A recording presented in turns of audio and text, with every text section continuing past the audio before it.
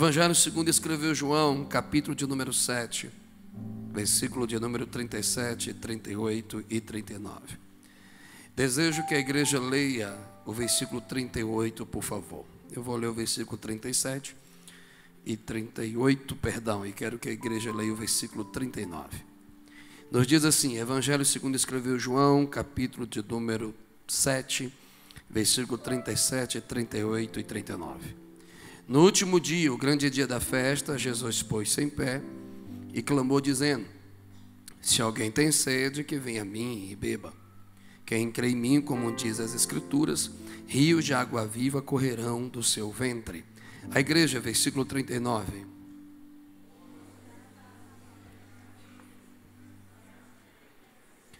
Versículo 39, toda a igreja, 1, 2, 3. Isso. Falei errado? Então esquece.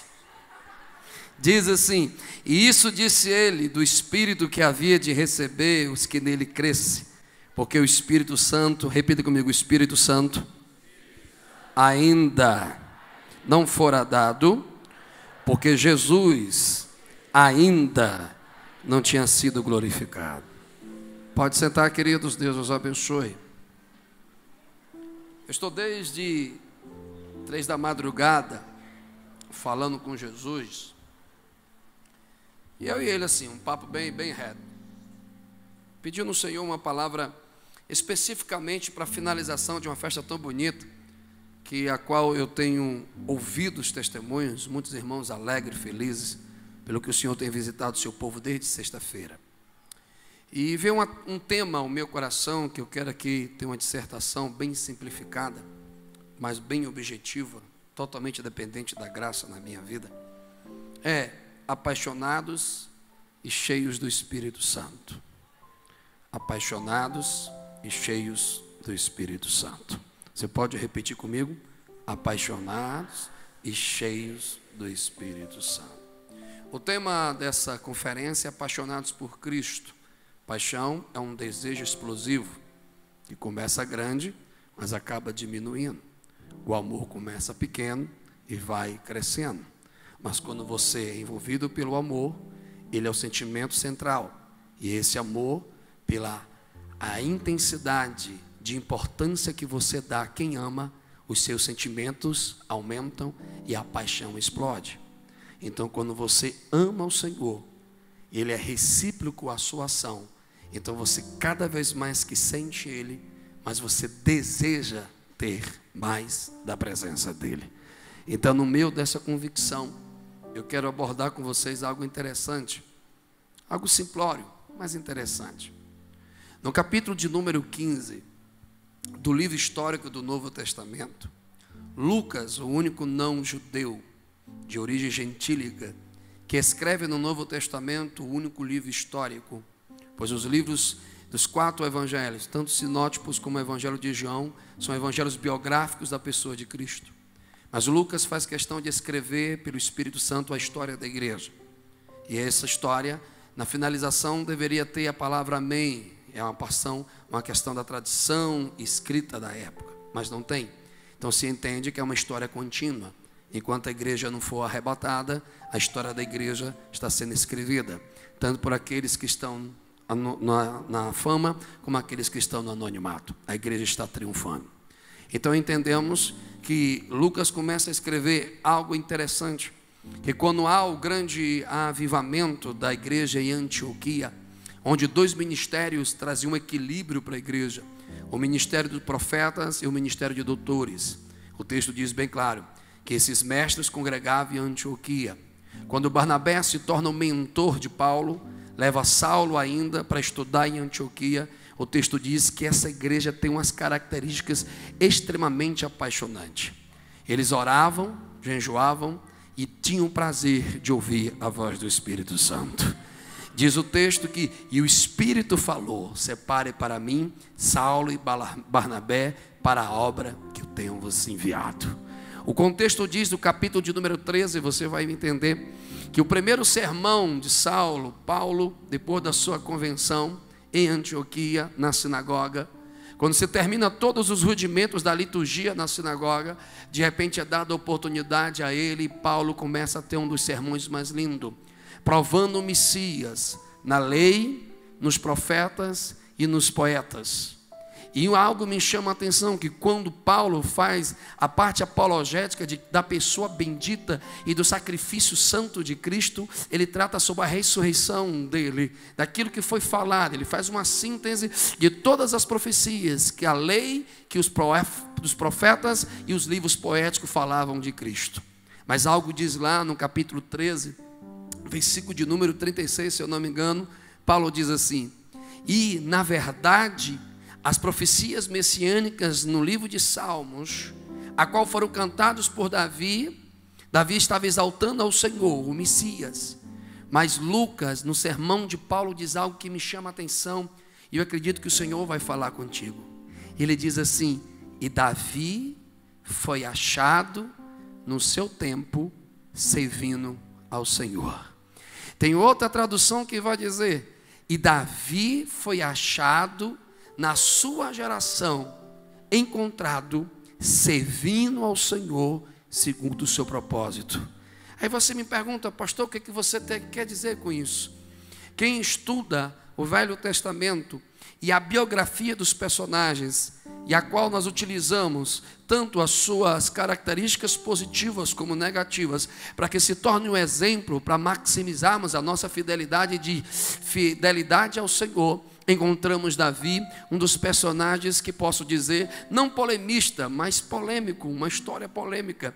Porque no mesmo capítulo de número 13, que Lucas diz, através de Paulo, escrito ao sermão de Paulo, ele diz que Davi é achado na sua geração servindo ao Senhor. E ele também vai dizer que Davi foi achado um homem segundo o coração de Deus. E quando nós expressamos essa concepção, homem segundo o coração de Deus, a primeira mentalidade do nosso senso de justiça humano é entender que ele tinha qualidades, e essas qualidades chamariam a atenção de Deus. E quando nós levamos para a interpretação, tanto da teologia judaica, como da ortodoxia judaica, simplificando, a religião é eu praticar os mandamentos para que me torne merecedor do benefício de Deus. Mas quando você olha para o comportamento de Davi, quais são as qualidades que Davi tinha? Tanto da concepção religiosa, moral, para dizer, é um homem segundo o coração de Deus. Estou lhe dizendo, a nossa interpretação de senso de justiça humano. Claramente, Davi, péssimo pai, marido ausente, vivia uma poligamia, ou seja, da ordem moral. O que Davi poderia me atrair e ser exemplo para mim? Pastor, não estou entendendo o seu raciocínio. Você vai entender. Aí passa o capítulo de número 13. No último versículo, depois que Paulo prega e os judeus não querem receber a mensagem do Evangelho, Paulo vai dizer, então vocês não querem essa mensagem, então vamos voltar para os não-judeus, os gentios. Aqueles que na ortodoxia judaica são imundos, rejeitados e condenados. Eles começam a pregar para os gentios. E o contexto diz que os gentios começam a se alegrar, porque o evangelho é para eles. E de repente o texto diz, Lucas, que eles se alegraram e foram cheios do Espírito. Vou repetir, se alegraram e foram cheios do Espírito. Aí passa o capítulo de número 14. Há milagres. Deus começa a manifestar a sua glória no meio de um povo. Você vai me entender. Rejeitado, excluído, condenado. Que pelos méritos da religião, nunca poderiam cumprir os rudimentos da lei. Aí, chega as notícias em Jerusalém, que há um avivamento em Antioquia, glória. Que pessoas que não são judeus, que não têm circuncisão, que não guardam o sábado, que não guardam a liturgia, que não guardam o dogmatismo, mas recebem o dom gratuito de Deus, glória, alguém vai entender, de repente há um desconforto, porque mesmo eles confessando a Cristo, eles ainda acreditavam que era necessário serem merecedores da dádiva pelo cumprimento da lei. Era necessário cumprir os rudimentos da lei para se aproximar dele. Glória. Mas você pergunta, pastor, o que tem a ver essa parte de exposição com a introdução e o tema que você colocou? E especificamente sobre Davi. Você vai me entender. De repente, aquela briga medonha, e eu entendo que é a primeira convenção da igreja, que é a primeira reunião institucional da igreja. Os apóstolos sobem para Jerusalém, é convidado Barnabé e Paulo e Barnabé, e alguém, oh glória, está dirigindo aquela reunião.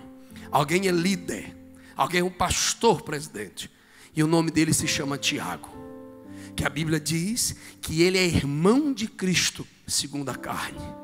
Autor de uma das cartas que, na minha limitação intelectual e teológica, é uma das cartas que eu chamo carta de sabedoria do Novo Testamento, que é a carta de Tiago.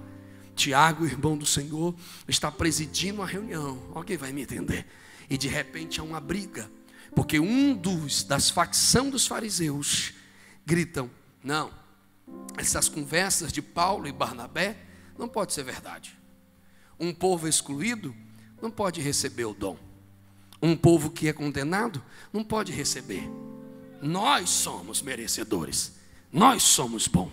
E se eles quiserem, eles têm que circuncidar, têm que guardar o sábado, têm que fazer todos os rudimentos da religiosidade para poder serem aceitos.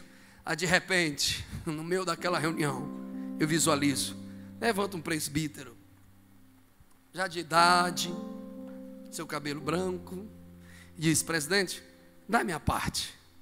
Não sou doutor, não sou erudito como Paulo, nem como vossa pessoa, Tiago, que segundo as tradições teológicas dizem que os joelhos de Tiago eram tão grossos que chamavam ele de joelho de camelo, porque oravam muito de joelho e horas de joelho.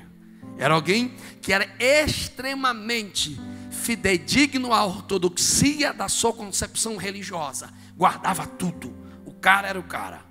Mas Pedro diz assim: ó, eu não tenho como ter uma dissertação de assuntos, eu não tenho como ter uma metodologia de ensino para poder expressar minha opinião e defender minha tese, mas simplesmente eu vou contar um caso. Aí você volta no dia 10, capítulo 10 de Atos, e diz que Cornélio, gentil, romano e da corte romana, 3 esferas de condenação para qualquer religiosidade ortodoxa judaica.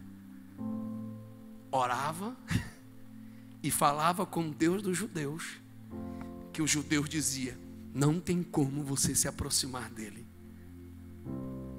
Mas diz o texto que Deus ouviu a oração de Cornélio e recebeu as suas ofertas. Um anjo do Senhor vai a ele. Há uma atmosfera linda de Deus aqui. O anjo do Senhor vai a ele e diz: ei Cornélio, o Senhor ouviu a tua oração, os teus sacrifícios, agora vai, chama Pedro. Oh glória, aquele mesmo Pedro que quando no dia da descida do Paracleto, na descida do Deus Espírito Santo, quando estava tendo um culto morto, religioso, sem manifestação nenhuma, de repente estavam todos reunidos no mesmo lugar, e de repente veio um som como um vento impetuoso, e de repente foram todos cheios do Espírito, e foram vistos línguas repartidas de fogo. Cadê os apaixonados pela presença do Espírito de Deus? Alguém vai me entender?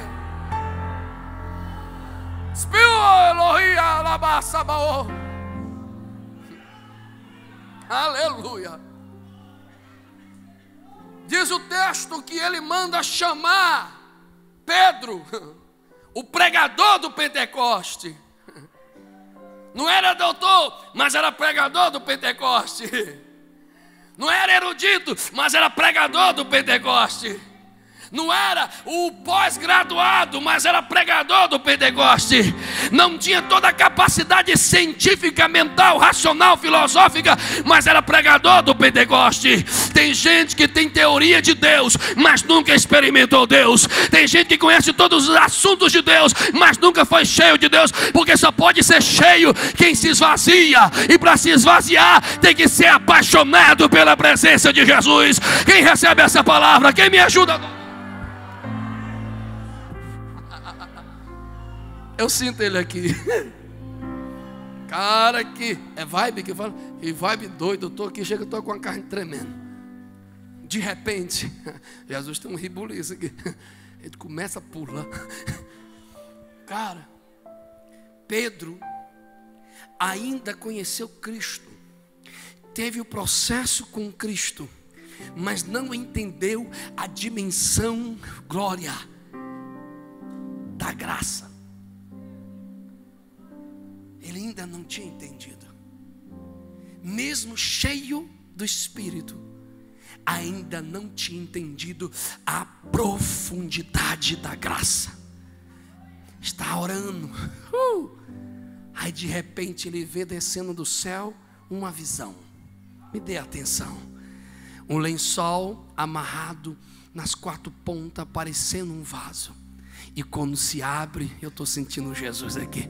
Muitos animais quadrúpedes que a lei mosaica condenava e a ortodoxia e a liturgia do Velho Testamento não aceitava.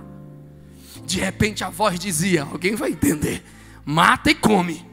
Aí Pedro, meu Deus, como tem crente assim, volta para o céu, para a voz que desceu do céu e diz: não pode. Não pode. O que tem de gente dizendo: não, ele só pode ser cheio se ele cumprir isso. Ele só pode ser cheio se ele fazer aquilo. Ele só pode ser cheio se ele tiver assim. Louvado seja o Senhor, que a graça de Deus na nossa vida não está preso a rudimentos, não está preso a liturgia, não está preso a lugares. A graça é infinita e ela é para quem necessita dela. Tem 2 comigo aqui. Quem necessita dessa graça? Eu necessito. Paixão é desejar algo loucamente. Paixão é ultrapassar os limites daquilo que é racional, para experimentar o mais profundo do sentimento. Eu preciso dessa presença. Eu necessito dessa presença. Mas como posso ter uma presença se eu não mereço ela? Nosso relacionamento eros, nós precisamos seduzir, criar meios de sedução para conquistar a pessoa que a gente deseja. E no meio desse sentimento eros de paixão, eu preciso ter atribuições no estereótipo, na forma erótica de seduzir, para poder conseguir o sentimento. Mas Deus não. Aí se você não der uns 3 glória comigo, eu vou dizer que você está com muita fome. Aí está lá. Aí eu sou meio crítico a certas teses teológicas. Por isso que eu gosto da Bíblia por Bíblia. João vai dizer, João capítulo 3, versículo 16. O sermão que pastor Billy Graham, saudosa memória, pregou em todas as maiorias das suas cruzadas. Deus amou o mundo de tal maneira que deu seu Filho unigênito, para que todo aquele que nele creia não pereça, mas tenha vida eterna. Eu acredito, o teclado vai aumentar o volume, e eu acredito que tem 2 que acreditam da profundidade do amor que Deus tem por você. Quem acredita, levante as mãos, pelo amor de Deus. Se você é grato por esse amor, adore, adore. Deixa eu ouvir a igreja apaixonada adorar.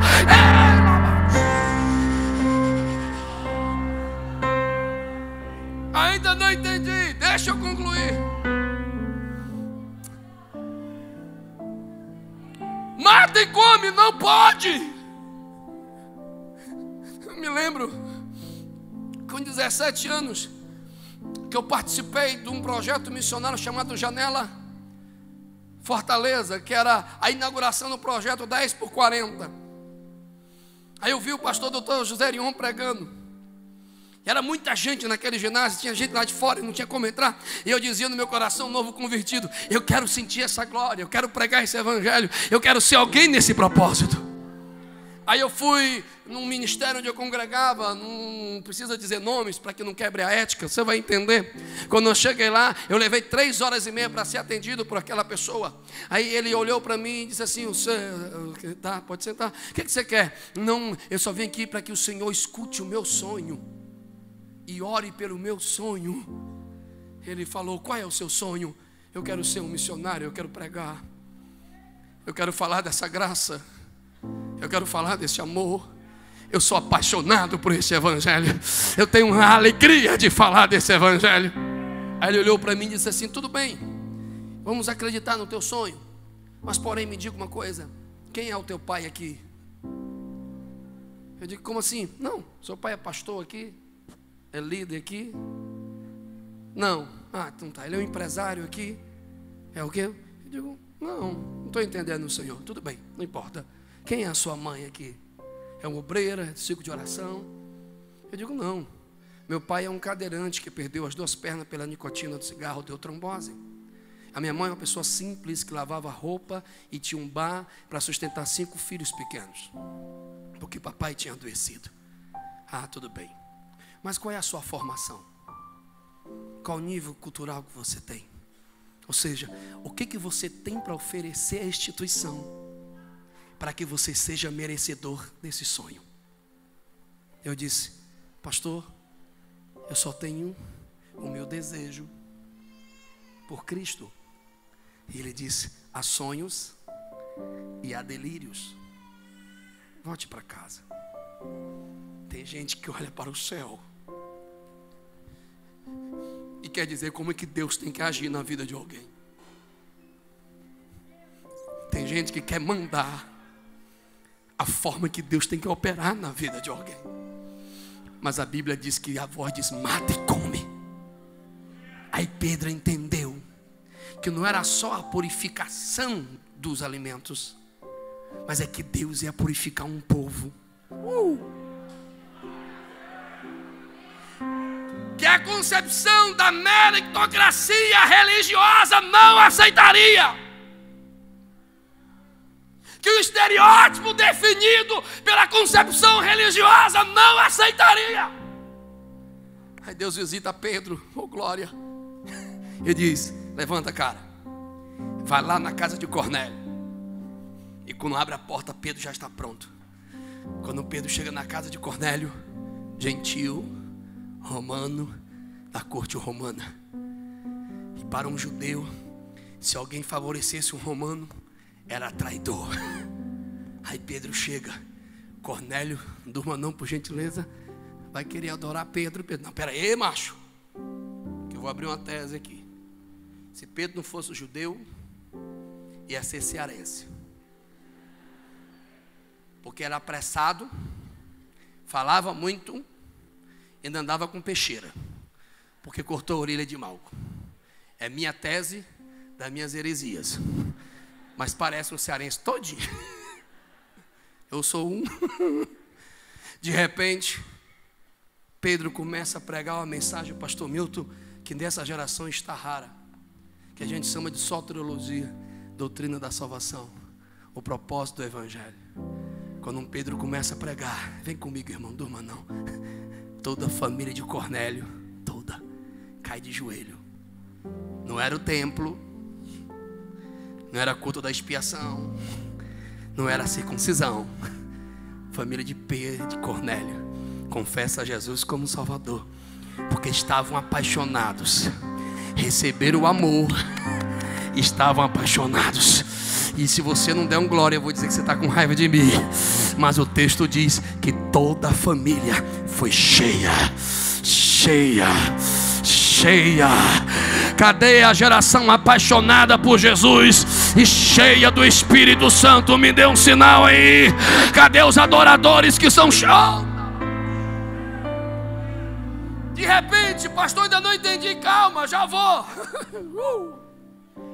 O texto diz, velho, que quando Pedro dá esse testemunho, Pedro vai dizer, aí entendemos, lá no capítulo 15, creio que é o versículo 11, que este é o evangelho, a salvação pela graça. Ou quebra toda a tese da meritocracia religiosa. Acaba.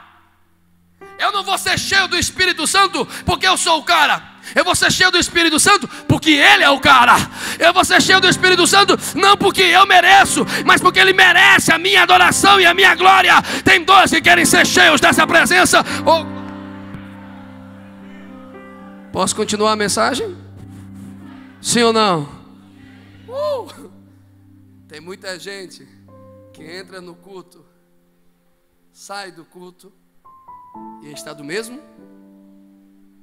O ano é novo, mas as experiências são velhas. É tipo aquele casal que quando eram novos, vou falar da experiência do Nordeste, que eu sou nordestino e tenho muito orgulho de lá. Por isso que eu faço questão de arrastar o meu sotaque. Macho velho. Eu acho massa quando o nordestino se encontra. Somente um homem. Um olha para o outro e diz, ei, desabonitado. E o outro responde, e tu, resto de placenta? Essa é a saudação. Cabeça de nós todos. E outro, tu, abestado. Aí depois se abraçam e dão as costas e está tudo em paz. Aí a pessoa, se eu chego para guiar, deixa para lá. O que tem a ver com a mensagem, pastor? Nada a ver.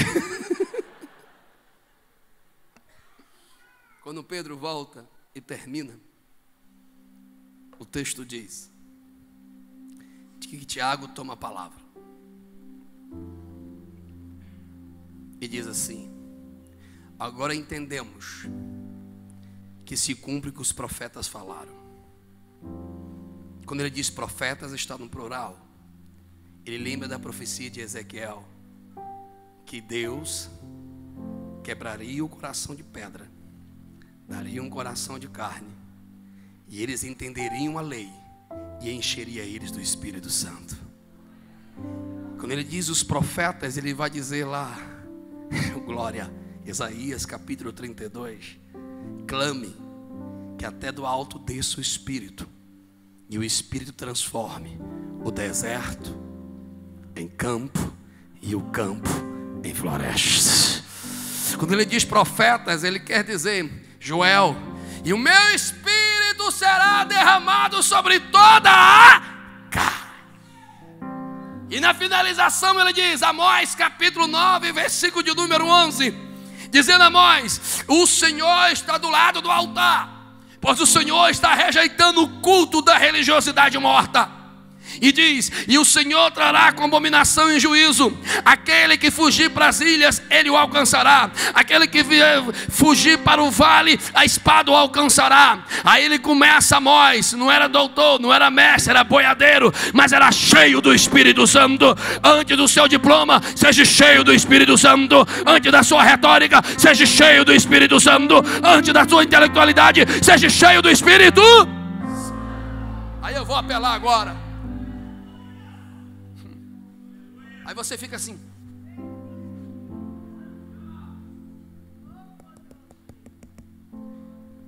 É porque você não entende o que é ser cheio.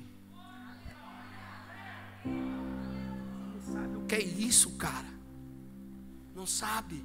No dia 10 de agosto de 1997, por favor, não se escandalize, não preciso falar. Com a minha bermuda da Ciclone, os PM vão entender. Minha camiseta da Cobra d'Água, meu boné das 7 mares. Chegar, um PM não podia me ver, encosta aí na parede. O cara diz assim, quem quer aceitar Jesus como Salvador? E eu levantar a mão e aceitar Jesus mais para lá do que para cá. E de repente, quando eu chego na frente de Jesus, me batiza com o Espírito Santo. Saí muito doido naquele dia, mas doido, cheio de Deus. Tem alguém aqui hoje que precisa entender. Cante com paixão, apresente com paixão, pregue com paixão, sirva com paixão. Seja ministro com paixão. Tudo que você for fazer para Cristo, faça por paixão, porque Ele te amou primeiro e hoje Ele quer te encher da presença do Espírito Santo. Quem pode adorar por alguns segundos, pois eu já tenho que acabar. Aleluia! Aí Tiago, meu Deus, que revelação linda. Eu estou cheio de Jesus. Aí Tiago, o ortodoxo, o tradicional, o que não acreditava no próprio irmão dele, só acreditou depois da ressurreição, que participou do capítulo 7 do Evangelho segundo escreveu João, que diz no capítulo 6, oh glória, que quando Jesus multiplica o pão, o povo queria ungir Jesus a rei, não pelos milagres, não pela verdade, não para a eternidade, mas por causa do pão. Mas quando Jesus vê aquilo, Jesus dá uma doutrina, preciso falar, dura. E hoje, ultimamente, eu estou tendo medo de pregar em alguns lugares, porque se você prega duro, as pessoas dizem, está desabafando. Se você exorta, não gostei. Mas o meu Cristo é o cara. Ele dá uma doutrina louca e diz: aquele que não come da minha carne, aquele que não bebe do meu sangue, aquele que não obedece, não guarda o mandamento, não tem comunhão comigo. E não diz que foi a multidão que foi embora. A Bíblia diz que foram os discípulos, os crentes começaram a ir embora. Aí Jesus volta para os 12 obreiros e diz: e aí, vocês não querem ir embora também não? Aí Pedro, eita, cabo arretado, personalidade inconstante, né? Mas volta e diz assim: ei, Senhor, para onde iremos se só tu tem palavra de vida eterna? Cadê a geração que acredita na vida?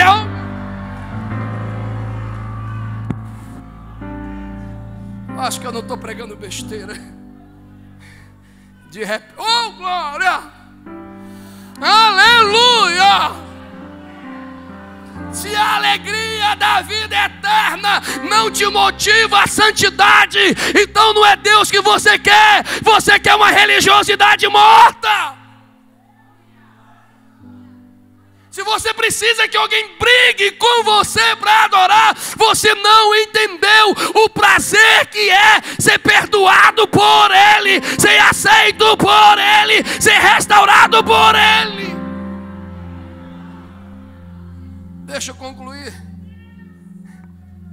Aí no capítulo 7, a fama de Jesus tinha estendido toda a terra.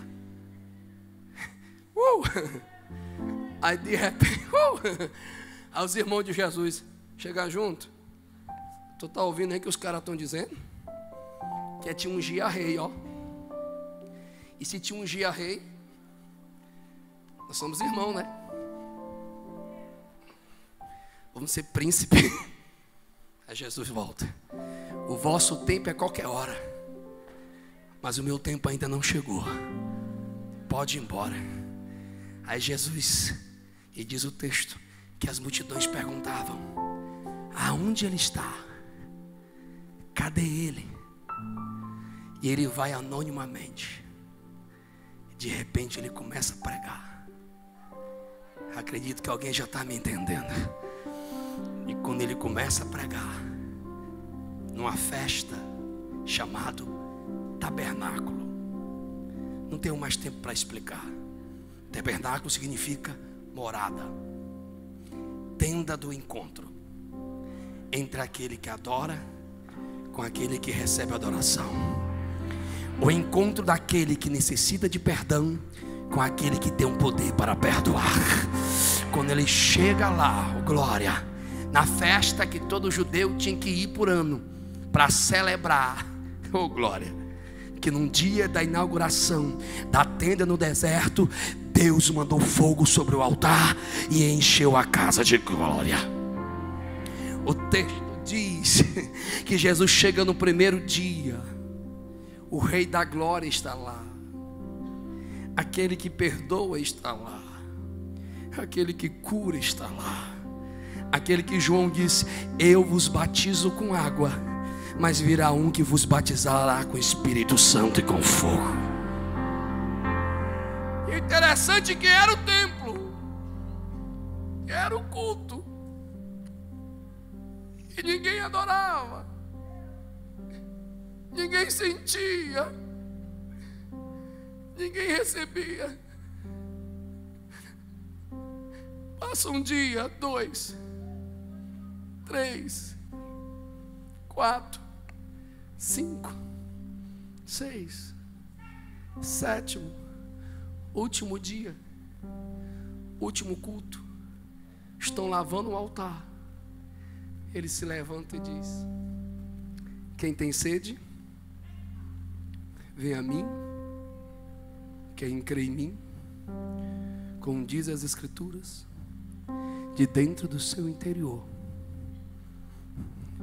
Agora eu vou apelar. Não faça o seu culto. Tem gente que responsabiliza o pregador totalmente, dizendo: faz o céu descer. Você tem 40 minutos para me fazer ser cheio. Se você entrou com esse propósito aqui, você é mais um observador de culto. Porque eu não encho você, eu não batizo você, eu não te convenço. Mas se existe paixão em você, hoje é o dia de terminar essa festividade cheio. E ele diz: e no último dia da festa, no último momento, na última cerimônia, não foi no prostíbulo, não foi numa praça. Alguém me disse uma vez: pastor Antônio Márcio, por que você vota tanto em Blumenau? E alguém disse: o seu estilo não parece com aquela igreja. Eu disse: igreja não tem estilo, igreja tem propósito.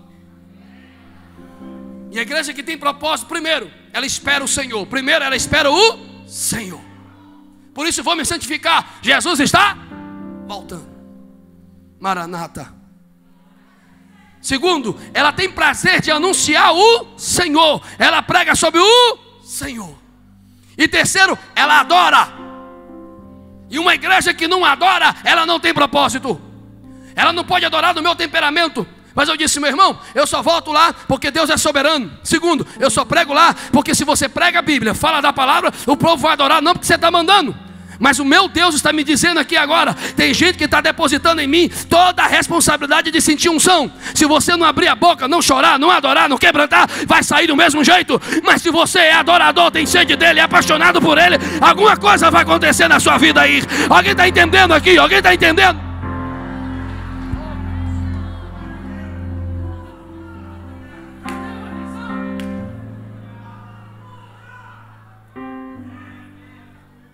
E Tiago estava no templo. Tiago estava no culto. Tiago estava lá.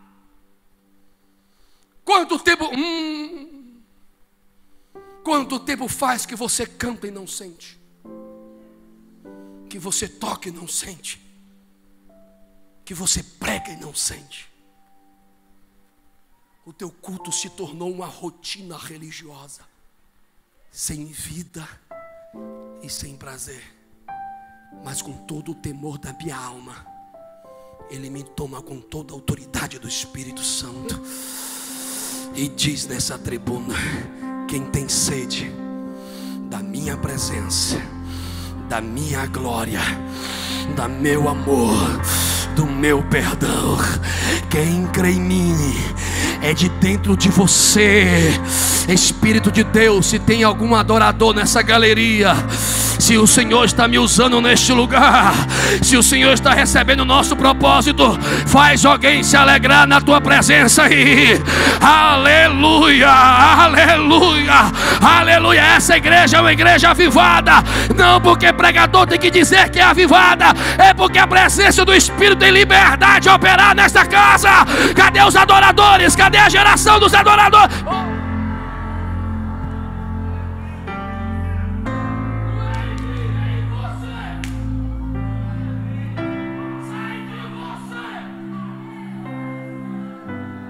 O desejo sai de você, a paixão sai de você, a sede sai de você. Quem é apaixonado liga, Quem é apaixonado manda presente. Quem é apaixonado quer chamar atenção. Quem é apaixonado quer sentir a presença de quem ama. Eu sou apaixonado pela minha esposa. Já liguei hoje 22 vezes. Já mandei os memes de coraçãozinho, de olho de coração. Quer negócio do Zap? Estou falando há 40 minutos.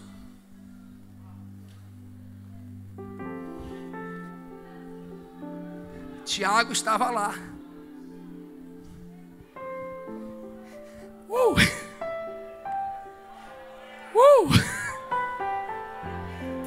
E é Jesus que fala no versículo 37. E é Jesus que fala no versículo 38. E ele diz: quem tem sede, vem a mim e beba. E quem crê em mim, como diz as escrituras, de dentro. Ei, a tua boca só fala que o teu coração está cheio, meu irmão. Aleluia. Mas no versículo 39, aí João acaba tudo. Aí João arrebenta com tudo. E João vai dizer assim: e Jesus estava falando do Espírito que ainda não tinha sido dado, porque Jesus ainda não tinha sido glorificado. Ele tinha que ressuscitar para o Espírito descer. E diz lá: e a casa foi cheia. Então, se a casa foi cheia, a casa estava vazia. Será que alguém está entendendo? Tinha altar, mas a casa estava vazia. Tinha templo, mas a casa estava vazia. Eu vou gritar e alguém vai me entender. Já preguei em todos os estados dessa nação, e Deus me permitiu já passar por 12 nações. Mas eu estou preocupado com essa geração. São templos cheios de pessoas vazias. São eventos cheios de pessoas vazias. Não, Deus não está atrás de quantidade. Deus está atrás de qualidade. Aonde tiver um adorador, Deus está buscando ele. Cadê os apaixonados? Me dê um sinal. Cadê os apaixonados? Cadê os apaixonados? Meu Deus do céu. Ministério de louvor, cadê você? Tem uma moça aqui, uma morena, cadê ela? Cadê ela? Tu sabe o que eu falei contigo? Cadê? Priscila, cadê tu? Anda, mulher. Pregador ignorante. Deus tem algo para falar contigo. Meu tempo acabou, que meu sermanário tem um reloginho. Aí ontem eu estava com dom de língua, aí passei demais do horário. Então eu não entendi, pastor. Vem comigo. Apaixonados. Vamos, apaixonados, cheios do Espírito Santo. Eu glorifico, recebo. Eu desejo, recebo. Eu busco, recebo. Eu me disponho, recebo. Eu creio, recebo. Oh, glória! Vem cá, Santo. Quando você estava aqui ontem, louvando, e eu sou um cara extremamente incrédulo, as pessoas usam muito o nome de Deus em vão. Deus mandou dizer isso, Deus mandou dizer aquilo. E a gente tem que tomar cuidado entre a nossa cognição, da estrutura da nossa concepção psicológica e aquilo que Deus está falando. Eu disse: Deus, não, isso não é de Deus, não, isso não tem nada a ver, isso é coisa da minha mente, é minha emoção por causa do culto. Aí na hora que você veio louvar aqui, e eu estava com os olhos fechados, o Espírito Santo falou comigo: abre os olhos e observa novamente aquela moça. Observa que ela não está com o microfone na mão, mas a lágrima está caindo. Observa que ela não está cantando, mas a lágrima está caindo. E o Senhor me disse: diga a ela, o tempo da caverna está se encerrando hoje, porque começa um tempo profundo de Deus para a tua vida. O Senhor te diz: Ele ouviu a tua indagação. A festa está acabando e eu preciso de um sinal. Deus, as tuas promessas ainda é viva na minha vida. Ele te diz: não morreu e não passou. Eu quero chamar uma irmã do ciclo de oração, cheia do Espírito Santo, para vir aqui. Tem ou não? Isso. E não adianta, que quem sonda o coração é Ele. E a cada manhã Ele tem recebido. Eu quero que você olhe nos olhos dessa moça, e ela vai representar o tempo que Deus tem para ti hoje. E a pergunta é do Espírito Santo: olhe nos meus olhos. Você acredita nessas promessas? Você acredita neste tempo? porque é a unção que faz a diferença. Se você acredita, então abrace. Ela representa a promessa. Espírito de Deus, aonde estão os adoradores aqui? Oh, glória! Aqui eu encerro com essa conclusão. Tiago vê todo o testemunho e lembra do que Jesus disse e do que João falou. O Espírito só poderia descer quando Jesus fosse glorificado. Aí eu quero perguntar com sinceridade: o Mad Blue, esse congresso foi para quê? Vou perguntar de novo: esse congresso foi para quê? Para a glória? E se foi para a glória dele, o Espírito desceu, está, permanece e vai continuar. Andaramacharabacana. Tira aqui para mim. Eu vou ministrar.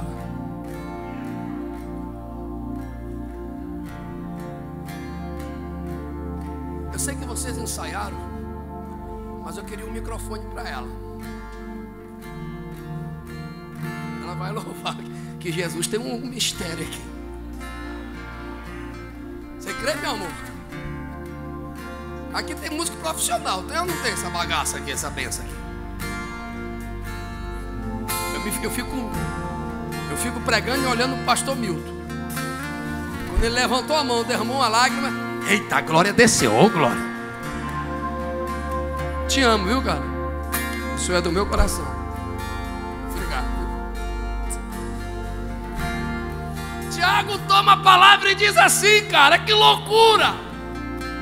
Olha o que Tiago diz, a plenária, a assembleia se cala e Tiago diz: hoje se cumpre que Deus vai levantar o tabernáculo caído de Davi. E Deus vai levantar essa tenda, essa morada, esse encontro com Deus das ruínas, porque alguém foi cheio do Espírito Santo. Existem duas vertentes interpretativas. Diz que a monarquia de Davi seria restaurada quando o Messias viesse e batizasse com o Espírito. Outros dizem que a adoração de Davi seria restaurada. Quem ainda está no culto faz assim com a mão. Davi, homem falho, limitado. Olhe para mim, crianças. Vocês estão cansados, eu sei, mas eu estou cheio de Jesus. Ei, Davi tinha 3 qualidades muito doidas. Eu só espero que as pessoas que estão indo embora seja por uma justificativa muito positiva. Ei, Davi, primeiro, tinha sede da presença. Davi não conseguia viver sem sentir a presença. Ele vai dizer: como a corça tem sede e ela grita pelas correntes de água, assim a minha alma tem sede do Deus vivo. Cadê esses adoradores aqui?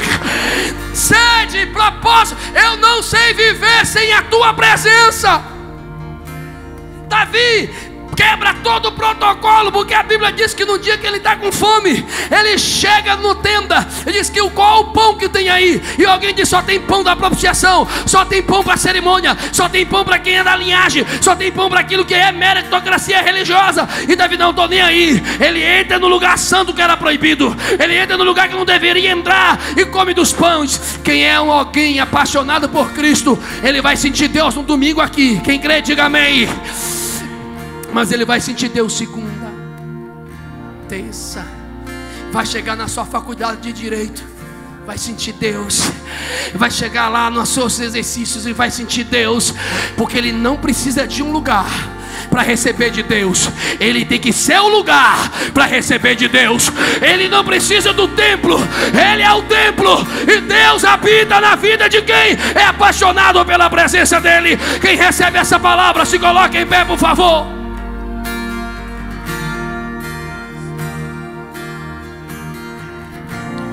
Ouvi o meu Senhor bater na porta e o meu coração queimou, ouvi o meu Senhor bater na porta e o meu coração queimou. Eu não vou parar, gastarei minha vida aos teus pés.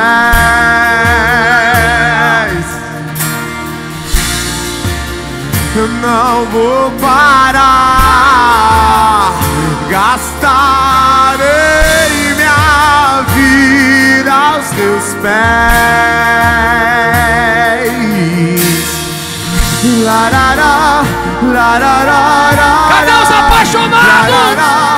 Larará, larará,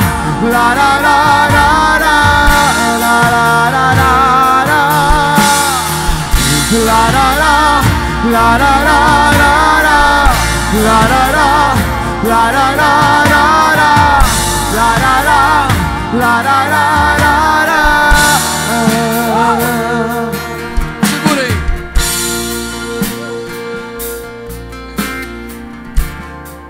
Tem momentos que as nossas fragilidades são tão grandes que a nossa consciência humana diz: cara, não tem como ficar em pé, não tem como se firmar, não tem como continuar. E quanto mais nós nos deparamos com os nossos conflitos internos, nossos desejos proibidos, as nossas dúvidas, e cada dia que passa nós estamos no meio da multidão e nos sentimos só. Mas o Senhor te diz assim: um Deus vivo, que desde os teus 13 anos tem investido na tua vida e não tem abrido mão na tua vida. O Espírito Santo que há em mim manda eu te dizer desta forma: lembra dos teus 14, quando a revolta quis tomar teu coração, e a revolta tentava te afastar da presença daquele que te ama incondicionalmente. Mas o Senhor te diz: eu vi as propostas no mês de fevereiro, eu vi os laços que o teu adversário criou para te arrebatar da presença do Senhor. Mas mesmo na tua fraqueza, tu olhava para o céu e dizia: tu é tudo que eu tenho, Senhor. Tu é tudo que eu tenho, Senhor.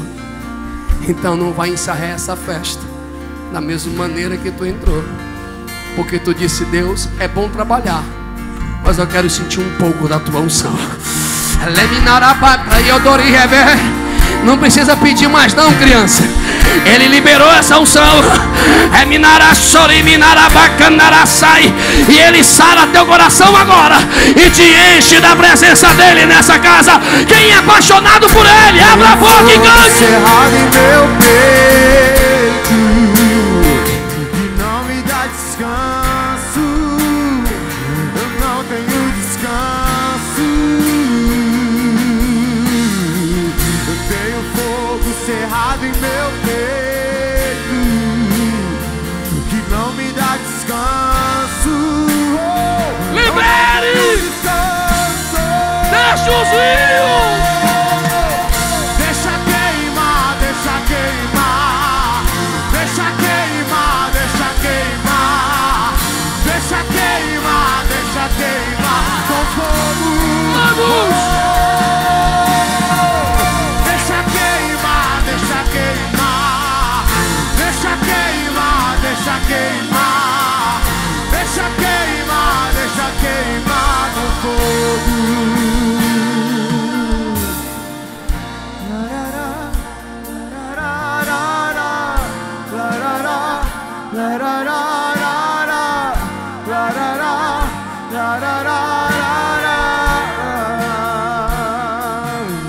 Eu preciso orar.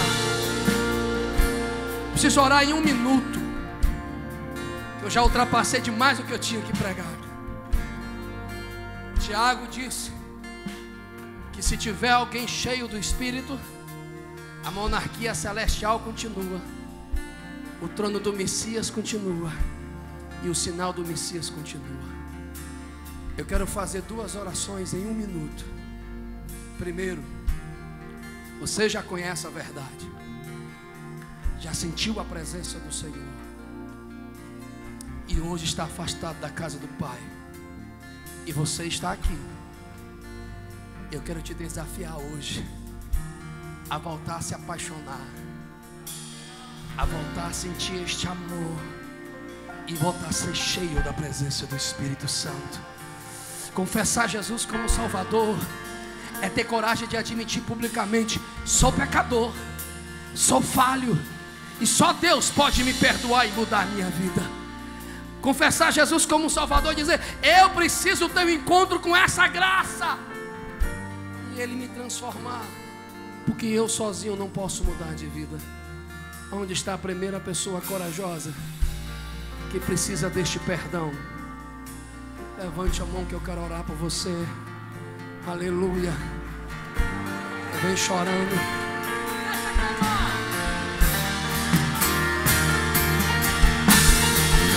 Deixa queimar, deixa queimar, deixa queimar, deixa queimar, deixa queimar, deixa queimar o fogo. Deixa queimar, deixa queimar, deixa queimar, deixa queimar, deixa queimar, deixa queimar com fogo.